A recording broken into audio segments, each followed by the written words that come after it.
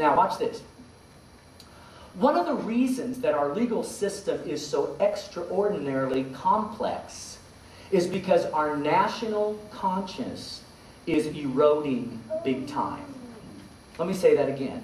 The reason our legal system is so extraordinarily complex is because our national conscience is eroding big time.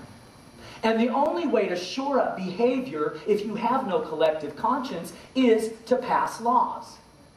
But the problem with that is, if we are governed by laws rather than by conscience, then right and wrong are determined by courts rather than by the human heart.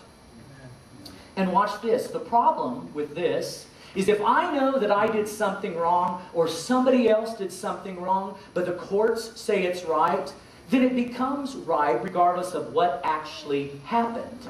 And we all understand the fallacy in that, don't we? Because we've seen court cases where people who did wrong, they got off. And some people may have applauded them, but some of us said, hey, wait a minute. Because in our conscience, we knew something wasn't kosher. And even though the courts may have said they were innocent, down deep, everybody knew they were guilty. Now think about that. Imagine living in a world where there was literally no sense of guilt because the court said not guilty regardless of what actually happened. Now, some of you are thinking, wait a minute, that could never happen because there'll always be a connection between right and wrong and the law. But here's the thing. We only see that connection because we understand the role of conscience. But when conscience isn't the measure of right and wrong, you have to create law after law after law. But on the flip side of the coin, there's a strong collective conscience, it keeps you from needing a lot of rules and regulations. The second insight about conscience is a conscience has to be informed. The reason that we cringe at the idea of throwing trash out the window is because we have been taught that it's wrong to litter. So we've developed that conscious thought. Now, while we do have an inherent sense of right and wrong that we've kind of been born with, part of our conscience, I would say a lot of our conscience, has been informed by information. Let me give you an illustration of this from Scripture. This is where the Bible is so cool because it's so practical. In the book of Romans, Paul is talking about the Gentiles, the non-Jewish people, who didn't have the Ten Commandments to help guide their conscience growing up. And they weren't exposed to the Old Testament law.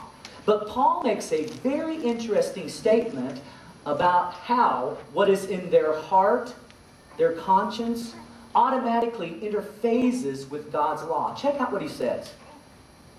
In Romans 2:12, Paul says, "Indeed, when Gentiles who do not have the law do by nature," Paul is saying, when they just naturally do things required by the law, they are a law for themselves.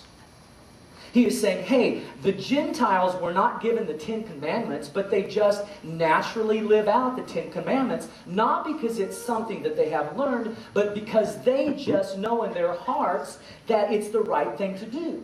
They just know that it's the right thing to do, to not steal, and you don't sleep with somebody's wife or husband. You just know these things. And because they know these things, verse 15, they show that the requirements of the law are written on their hearts. That's the conscience part. Look at the next phrase. Their consciences also, and here's the role of the conscience. Watch this. Their conscience also bearing witness, and their thoughts, as the conscience speaks, now accusing, now even defending them. Do you get that? Accusing them, defending them. Accusing them, defending them. That's the role of the conscience. The conscience takes whatever information we've put in there, and it either accuses us and we go, whoa, I shouldn't have done that, or it defends us and we go, yeah, that was the right thing to do. Accuses, defends. Accuses, defends, based on the general sense of right and wrong that people are born with, along with whatever has informed the conscience. Now, let me just make this real clear. Everybody listening to the message this morning has an informed conscience. You've all got an informed conscience, okay? We have been taught beyond basic right and wrong things that we should do and things that we shouldn't do. And these things have helped shape our family conscience, our community conscience, our city conscience, and our national conscience. Now, I've shared all of that to ask you this big question. What in the past has informed our national conscience? I mean, we have a national conscience. I think we've established that. There are just certain things that we as Americans feel are right, and there are certain things we just feel are wrong.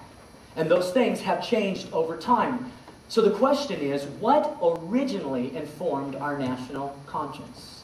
And the answer to that question is a sense of personal and corporate accountability to Creator God.